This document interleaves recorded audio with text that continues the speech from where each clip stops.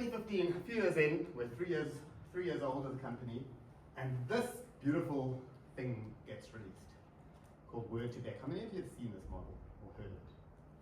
So I'll tell you a little bit about this model. Before this model was released, words were a bit of a mystery. You remember how cats and dogs were a mystery? Well, being able to understand any meaning in a word was very regexy. You would basically search for words, and you'd look at edit distance between the actual letters in the words. If you wanted to say, are two things similar? You'd be like, well, how far are they apart in letter space? If I delete one letter and put another letter, that's as good as you could do. Then this thing came out. This was really simple idea. The idea was that they basically took a one-hot encoding of all the words. In other words, you line the words up, and the first word is aardvark. And aardvark gets position number 1, so it's the vector 1, 0, 0, 0, 0, 0, 0, 0. And then you go all the way down to, I don't know, I'm going to go with zebra, but it's definitely not the last word. Anyway, it's down there somewhere. That's 0, 0, 0, 0, 0, 0, 0, 0, 0, 0, 1.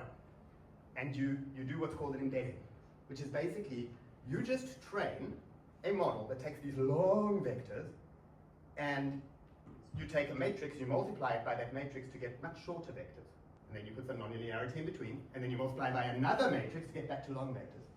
And you know what they trained it on? They trained it on taking little chips, little bits of words from the internet, and from one of those words, you try and make it learn the average of all the ones next to it. That's like a contextual thing. So every word should map to the things that surround it. And you just train this neural network to learn that. And you know what happened? You could now turn a word into a vector. And if I want to know, are they similar, you just say, are they close? So guess what? This was something we did for the Dubai police, getting the police theme. But in Dubai, the police aren't so interested in catching suspects. They're interested in reuniting lost property with its owners. And so this was the problem they had to solve. And one way to solve it was you've got a description of the lost property by the owner, and you have a description of the lost property by the policeman.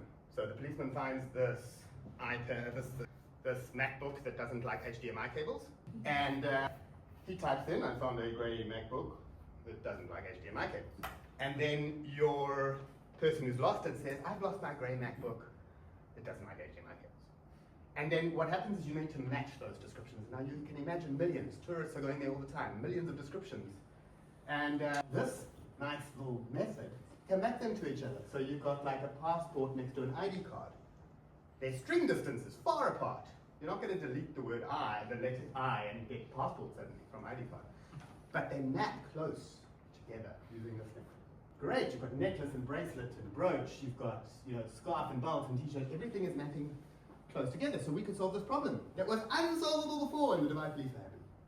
The question is, this model is great, but it's actually not the only thing you can do with this method. Because what this actually did was it opened the world up to the idea that you can turn things into vectors. As long as you have, what did we have in this case? We had little bits of sentences, and we could map words to the context around them, right?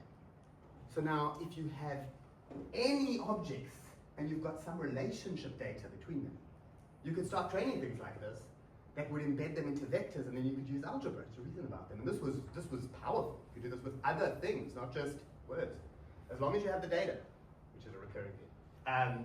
So this was great, and it was transformational. It changed the world. Before this, you couldn't reason about words this way. After it, you could. But the train keeps going.